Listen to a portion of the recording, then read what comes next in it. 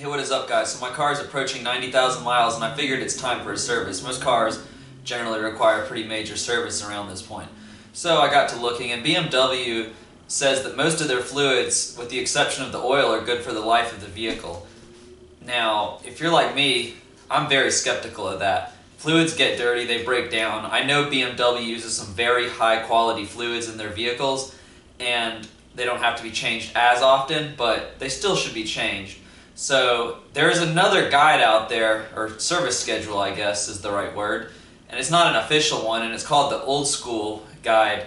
And at the 90,000 mile service, it's a pretty big one. So it requires, hold on, I'll pull it up. Calls for an oil change, but I'm on a separate oil schedule already, so I'm not going to worry about that. And let's see, 90,000. Inspect tires, yeah, battery, wheel alignment, brake fluid, manual transmission, clutch fluid. If you have a manual, I don't, so that's not me. Interior air filter, that's one thing I'm about to do today. Engine air filter, I just did that recently when I did my charcoal filter delete, so not going to worry about that. Change engine coolant, that's going to be another day, not today.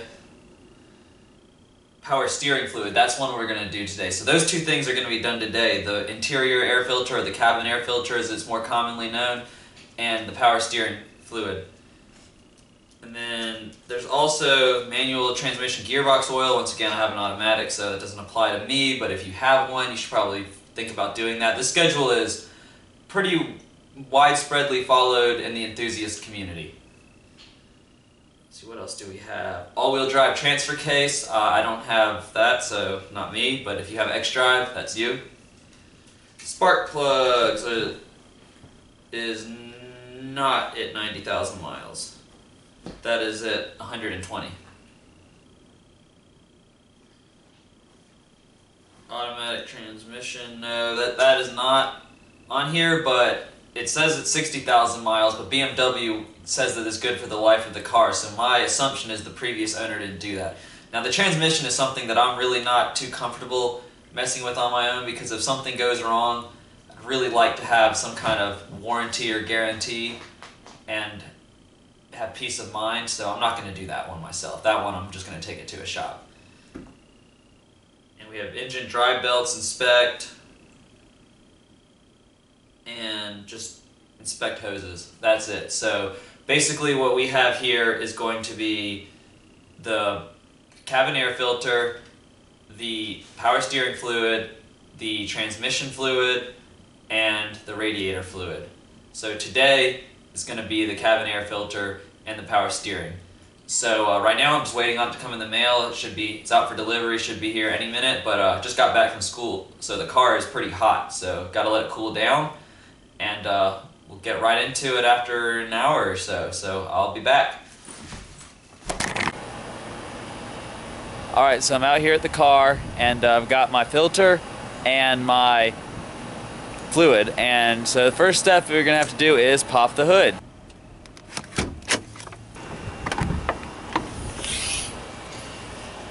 Okay, so the cabin air filter is underneath this, and it's held in by these little plastic, or not plastic, but these little clips, and there's 1, 2, 3, 4, it looks like there's 6 of them.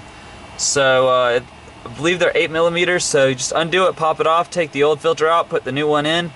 It's pretty simple. There's a pretty good DIY guide for this on another YouTube channel. I'll leave a link for that in the description.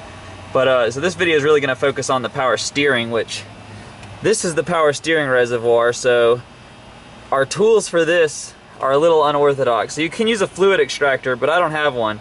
So instead of a fluid extractor, I'm going to use a turkey baster. And that might sound a bit ridiculous, but it works. So let's do it. Just a little side-by-side comparison before we get into the power steering. So this is the new one. I've already put it into the box. The box just comes out. It's kind of like that. So this filter is a charcoal one, and this is so much more white and clean compared to this. There's like a hint of pollen color in there if you get real down in it, which I'm not sure if you can see or not, but there's little bits of stuff in there. And so yeah, it's just I don't know when the last time this was changed was, but glad to have this new one in here. Hopefully it'll make a noticeable difference in the air quality inside the vehicle. Now before I put the filter back in this spot here, it's really dirty, a lot of pollen and other stuff, contaminants. So I'm gonna wipe it down real quick. I'm gonna use a baby wipe, but wet paper towel will probably be sufficient. Just make sure you dry it up afterward. But I'm gonna use baby wipe because they evaporate really fast and I have plenty of them. Just look at how nasty that was. Black soot, pollen, and God knows what else.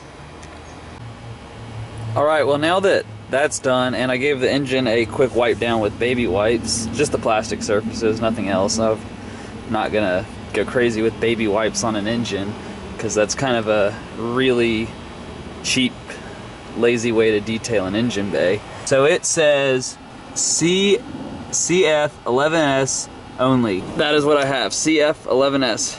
Green label on the power steering, green bottle. So first things first, we're gonna take this off. So there's the fluid in there. Let's check the level of this, make sure it's all good. So it looks as though it's right at the minimum, so we're gonna need a little more than that when we put it back in, but we'll just check the level as we go. So let's get the turkey baster.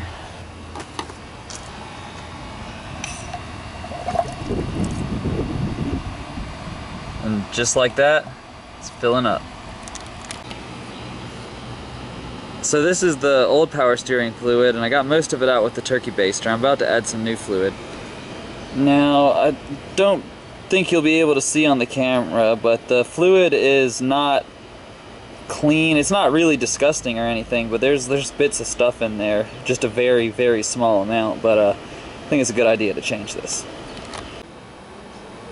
Okay, so I refilled it to about the midway point between the minimum and the max, and now we're just going to start the car, turn the wheel all the way to the left, all the way to the right, just to work the fluid back through, and then we're going to do it again just to make sure we've got everything out.